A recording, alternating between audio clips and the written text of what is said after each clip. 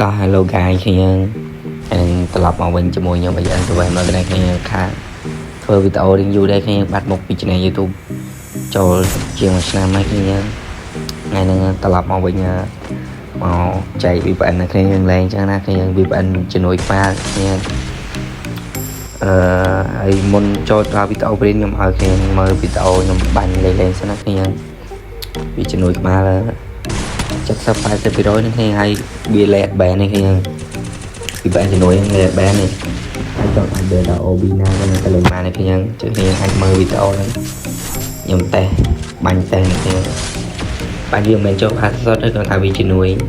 80% យើងលើកវាចូលក្បាលជាងមុនណាខ្ញុំមើលការបាញ់ហ្នឹងលើកមកចូលបែកក្បាលមួយនេះតែខ្ញុំខែប្រាក់តែ3ដងនេះចឹងមុនចូលទៅដល់វីដេអូវិញខ្ញុំជួយចុច Subscribe channel YouTube ខ្ញុំនេះបងប្អូនអ្នកគ្នានឹងសម្រាប់អ្នកមកថ្មីមកអ្នកចាស់ជួយចុច like វីដេអូខ្ញុំផងនេះខ្ញុំធ្វើវីដេអូហ្នឹងព្រៀងគ្នាយើងមានបានអីគ្នាយើងទេព្រៀង free ឲ្យ VPN យើង free ទៀតគ្នាចឹងមុនចូលទៅដល់វីដេអូវិញជួយចុច Subscribe channel YouTube ខ្ញុំផងអ្នកមកថ្មីអ្នកចាស់ជួយចុច like ផងគ្នាចឹងយើងកុំឲ្យខាតពេលវេលាយូរយើងចូលដល់វីដេអូព្រៀងរបស់យើងផងគ្នាតាទៅមើលវីដេអូបាញ់ឲ្យចប់ទៅគេមើលចប់ទៅ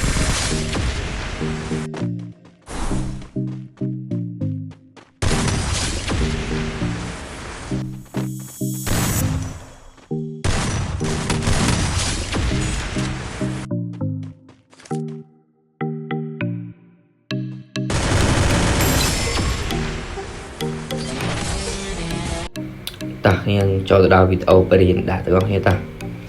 ពីដំបូងខ្ញុំយើងចុច join channel Telegram របស់ខ្ញុំសិនមកនេះឈ្មោះ HM7 VPN iOS នេះខ្ញុំ NIS free នេះហើយខ្ញុំឃើញ VPN ខ្ញុំដាក់នេះអក្សរ VPN នេះខ្ញុំចុចអាចនឹងមកខ្ញុំចុច download ហើយខ្ញុំចុចលើវាយើងចុច save ខ្ញុំចុច save ចូលកម្មវិធី file នេះយើងហើយយើងអុំមកក្រោមមកនេះឃើញ